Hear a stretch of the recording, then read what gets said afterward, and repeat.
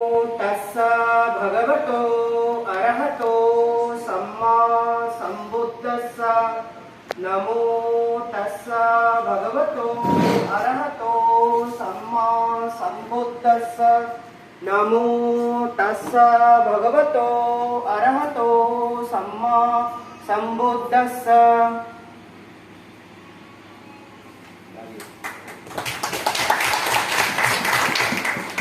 अम्बेडकर युवा केंद्र दरभंगा एवं चंद्रधारी मिथिला महाविद्यालय दरभंगा के संयुक्त तत्वावधान में आयोजित इस एक दिवसीय सेमिनार जो डॉक्टर बाबा साहब भीमराव अम्बेडकर के सपनों का भारत रखा गया है और हम पाली में है, प्रफुल्ल गढ़पाल जी ने लिखी है। रम्माननं नरवरं पदुमख्यमन्तं विकंत धम्मवर्यं सुमनाभिरामं शीले हि तुल्यधवलं हिमवन्तराजं वन्दामि भीमपवरं सुवलक्षणं तं वन्दामि भीमपवरं सुवलक्षणं तं। जो सुंदर मुख वाले हैं, जो पुरुषों में भी उत्तम हैं, कमल जैसे नेत्र वाले हैं, शौर्य इत्यादि विक्रांत गुणों से युक्त हैं, शीलों में हिमालय की भांति शुभ्र दिखने वाले हैं, शुभ लक्षण वाले हैं, ऐसे उन सर्वश्रेष्ठ भीमराव अंबेडकर को मैं नमन करता हूं। एक बिंब आप अपने दिमाग में बनाइए कि 23 सितंबर 1917 की बात है। बड़ौदा रियासत का वित्त मंत्री, उनको रहने के लिए कहीं जगह नहीं मिलती है। एक पारसी धर्मशाला से उनका सामान निकाल दिया जाता है और उस समय एक ऐसा व्यक्ति सयाजी राव वाघ चौक था, वहां पर उस चौक पर बैठ के, और आप देखिए जस्ट ये कोइंसिडेंस था कि पीपल का ही पेड़ था, उस पेड़ के नीचे बैठ के उन्होंने प्रतिज्ञा की थी और उसे हम संकल्प दिवस के रूप में याद करते हैं। 23 सितंबर को हर साल भारत अब संकल्प दिवस के रूप में सरकारी स्तर पर इस चीज को मनाता है। तो बाबा साहब वहां पर एक प्रतिज्ञा करते हैं कि या तो इस असमतावादी और जाति व्यवस्था को मैं ध्वस्त कर दूंगा या फिर मैं अपने जीवन को खत्म कर लूंगा।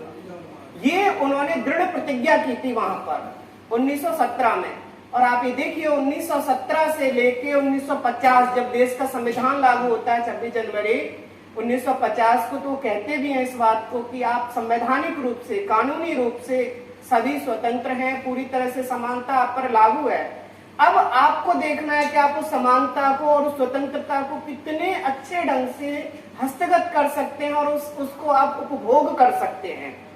तो ये एक जो चीज, ये जो भावना पैदा हुई उनके भीतर, तो इसको जब हम बुद्धिस्ट लिटरेचर की ओर बात करते हैं, हम अपने बौद्ध धर्म दर्शन की ओर देखने की कोशिश करते हैं, तो इस अवधारणा को बोधिसत्व की अवधारणा बोलते हैं। ये करोड़ों में, अरबों खरबों में कोई एकाध व्यक्ति पैदा होता है जिसके भीतर ऐसी अपार करुणा पैदा होती है, जो भूल ही जाता है कि मेरा भी कुछ अस्तित्व है।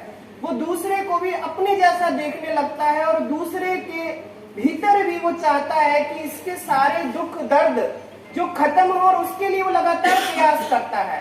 और बाबा साहब एक ऐसी छवि भारत में है कि जो वास्तविक रूप से समाज में कार्य करना चाहते हैं। बाकी तो उनके समकालीन बहुत सारे लोग हुए और वो समाज में जिन तरह की बात कर रहे हैं वो ज्यादातर उनकी जातियों की समस्याएं थी। पर बाबा साहब जिस बात का निदान ढूंढ रहे हैं, जिस बात की शल्य चिकित्सा कर रहे हैं, वो उनके द्वारा क्रिएट की गई समस्या नहीं थी। उन्होंने ग्रंथों में नहीं लिखा था कि स्त्री शूद्रों न शिक्षा दियताम। उन्होंने ग्रंथों में नहीं लिखा था सत्यनापि ही शूद्रेण नकार धन संचय शूद्र से धनमासाध्य ब्राह्मणा नेव वादते। उन्होंने नहीं लिखा था अपने ग्रंथों में किसी भी जगह पर इस तरह का कि ब्राह्मणों अस्य मुखमासीत बाहु राजन निकृत रोध वैश्य पदभ्याम शूद्रो अजाय। लिखने वाला कोई और था। तो वो लड़ रहे थे उस समाज को सुधारने के लिए कि उसके भीतर भी करुणा का बोध उत्पन्न हो। और देखो हर समय, हर युग में लोग ऐसे होते हैं जो कुछ लोग तो उस करुणा की अनुभूति से अनुभूत होते हैं और अपने आप को आत्मसात करते हैं। तो उनको भी बहुत लोगों का उस समय सहयोग मिला। तो जो दृढ़ प्रतिज्ञा मैं आपको बताना चाह रहा हूं कि बाबा साहब के साथ हम बोधिसत्व लगाते हैं, और बोधिसत्व लगाने के पीछे ही रीजन ये है जो अभी बात हो रही कि उनका जो स्वप्न क्या है, मैं उस पर भी आऊंगा। जो ड्रीम है उनका, वो प्रबुद्ध भारत का स्वप्न है। वो भारत के वो अपना विजन दिए हैं कि भारत कैसा होगा। और उसको सीधी सीधी शब्दावली में कहें तो जो सम्राट अशोक का भारत था, वैसे भारत का उन्होंने एक विजन दिया है कि उस भारत में सारे लोग, ना केवल समाज के प्रत्येक व्यक्ति मनुष्य, इसके अलावा पशु पक्षी तक में करुणा का विस्तार होगा। वो भी शांति से रहें, वो भी संयम से रहें, वो भी शीलवान बने। और इसके लिए बाकायदा उन्होंने 1939 में घोषणा की थी, I was born as a Hindu but I will never die as a Hindu.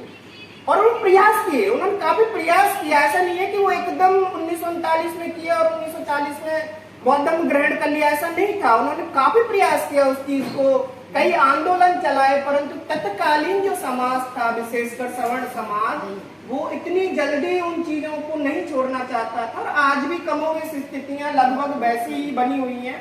आपको सार्वजनिक स्थलों पर चीजें कम जरूर हुई हैं, पर ग्रामीण परिवेश में चीजें हमें देखने को बराबर मिलती हैं। पर राजनीति की वजह से वो चीजें डिल्यूट होती हैं, कम होती हैं। आपको बहुत शुक्रगुजार होना चाहिए। इसीलिए बाबा साहब कहा भी करते थे, आप संवैधानिक संस्थाओं को बचाना।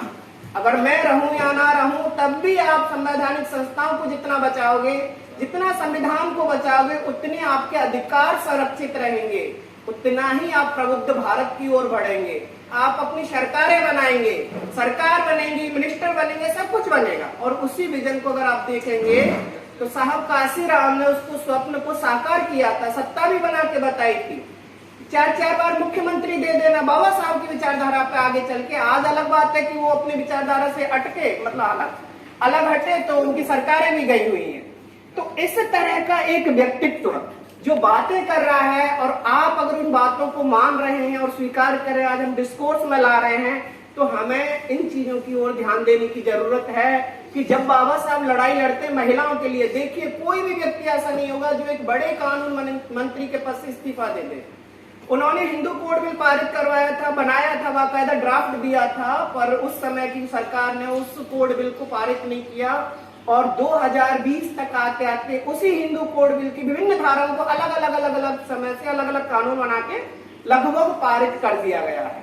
तो देखिए बाबा साहब कब की सोच रहे हैं, 2020 की सोच रहे हैं, और 1950 में 51 में वो ड्राफ्ट रख रहे थे। तो उन्होंने एक किताब भी लिखी थी, बड़ी अच्छी किताब है, हिंदू नारी का उत्थान और पतन, और उसमें वो इस चीज की समस्या को बताते भी हैं। और वैसे भी जो स्त्री है, स्त्रियों का भी वैसा ही कमोबेश स्थिति थी जैसी दलितों की थी, पर दलित महिला मोर स्वतंत्रता ग्रहण कर रही थी अपेक्षाकृत दूसरे समाज के। तो दोनों समाज में पार्थक्य है। सवर्ण महिला को इतनी स्वतंत्रता नहीं है डोमेस्टिक चीजों में, अपने घरेलू चीजों में। दलित महिला को अपने घर में स्वतंत्रता है, क्योंकि इकोनॉमिक रूप से भी वो पुरुष के साथ बराबर काम करती है। एक पिछड़ी महिला भी बराबर काम करती है, तो उनको स्वतंत्रता और स्वतंत्रता का उपभोग करती है। सवर्ण महिला पूरी तरह से पुरुष पर आश्रित थी, तो उनके लिए भी उन्होंने बराबर काम कर रहे हैं, दोनों के लिए काम कर रहे हैं।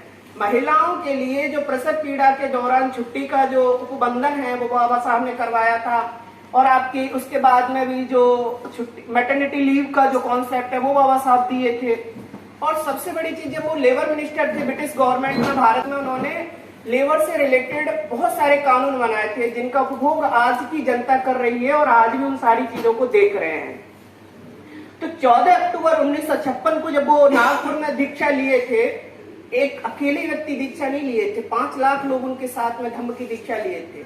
और इमेंसिपेशन, क्योंकि इंडियन सोसाइटी जो है भारतीय सामाजिक धार्मिक समाज है, इस बात को हमें स्वीकार करना पड़ेगा। और इसीलिए क्योंकि जिस धर्म में मैं आपके सामने 2 अवस्थाएं रखना चाहता हूं, 2-3 अवस्थाएं। अवस्था नंबर 1, आप अपनी संस्कृति को भूले, दूसरे की संस्कृति में जाके रहने लगे, और दूसरे की संस्कृति में जब आपके रहने लगे तो आपको उनकी कंडीशन, उनकी संस्कृति अपनी सी लगने लगी, और वो जो दलदल था आप उस दलदल में फंसते चले गए, आप निकल नहीं पाए। एक कंडीशन।